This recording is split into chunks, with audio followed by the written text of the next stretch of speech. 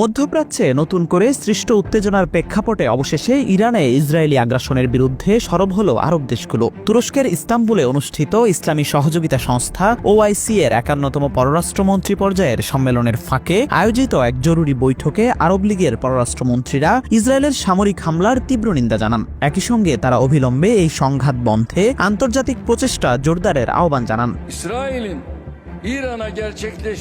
ইস্তাম্বুলে OIC সম্মেলনের অংশ হিসেবে অনুষ্ঠিত এই জরুরি বৈঠকে আরব পররাষ্ট্রমন্ত্রীরা একটি যৌথ বিবৃতি প্রকাশ করেন। বিবৃতিতে বলা হয়, ইসরায়েলের সাম্প্রতিক হামলা শুধু ইরানের সার্বভৌমত্বের উপর সরাসরি আঘাত নয়, বরং এটি সমগ্র অঞ্চলের শান্তি ও নিরাপত্তার জন্য একটি গুরুতর হুমকি। আরব দেশগুলোর পররাষ্ট্রমন্ত্রীরা এই উত্তেজনা যেন আরও না বাড়ে সে লক্ষ্যে আঞ্চলিক ও আন্তর্জাতিক পর্যায়ে সমন্বিত কূটনৈতিক উদ্যোগ গ্রহণের আহ্বান জানিয়েছেন।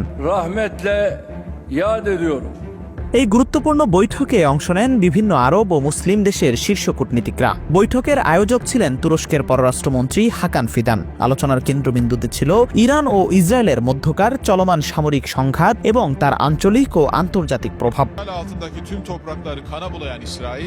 অন্যদিকে জাতিসংঘ নিরাপত্তা পরিষদের এক উচ্চ পর্যায়ের অধিবেশনে ইসরায়েলের সাম্প্রতিক হামলার বিরুদ্ধে কড়া অবস্থান নেয় চীন, রাশিয়া, পাকিস্তান ও আলজেরিয়া। এসব দেশ একযোগে ইসরায়েলের পদক্ষেপকে আন্তর্জাতিক আইন ও মানবাধিকারের গুরুতর লঙ্ঘন বলে আখ্যায়িত করে। একই সঙ্গে তারা জাতিসংঘের প্রতি আহ্বান জানায় সংঘাত নিরসনে অবিলম্বে কার্যকর ও দৃশ্যমান পদক্ষেপ গ্রহণ করতে।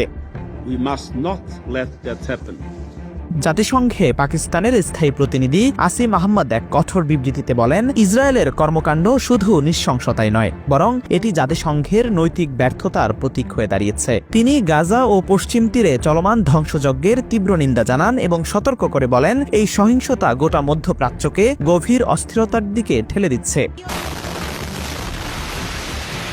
জাতিসংঘে চীনের প্রতিনিধি ফু চং বলেন, ইরানের ভূখণ্ডে ইসরায়েলের সামরিক হামলা একটি স্বাধীন রাষ্ট্রের সার্বভৌমত্বের সুস্পষ্ট লঙ্ঘন। তিনি একই সঙ্গে যুক্তরাষ্ট্রের ভেটো নীতির কড়া সমালোচনা করে বলেন, নিরাপত্তা পরিষদের এই অক্ষমতা জাতিসংঘের প্রতি বৈশ্বিক আস্থা দুর্বল করে দিচ্ছে। অন্যদিকে রাশিয়ার উপরাষ্ট্রদূত আরও কঠোর ভাষায় ইসরায়েলের বিরুদ্ধে অভিযোগ তুলে বলেন, ইসরায়েল ইচ্ছাকৃতভাবে বেসামরিক নাগরিকদের লক্ষ্যবস্তুতে পরিণত করছে, যার ফলে পুরো অঞ্চলে সংঘাত বিস্তারের ঝুঁকি তৈরি হয়েছে।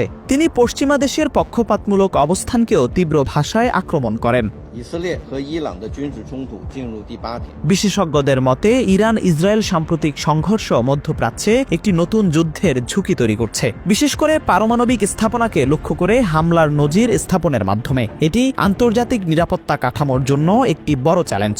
আরব বিশ্ব ও জাতিসংঘে বড় শক্তিগুলোর প্রতিক্রিয়া প্রমাণ করে যে ইসরায়েল ইরান সংঘাত আর শুধু একটি দ্বিপাক্ষিক বিষয় নয়, এটি এখন আন্তর্জাতিক নিরাপত্তা ও কূটনৈতিক সম্পর্কের কেন্দ্রবিন্দুতে অবস্থান করছে।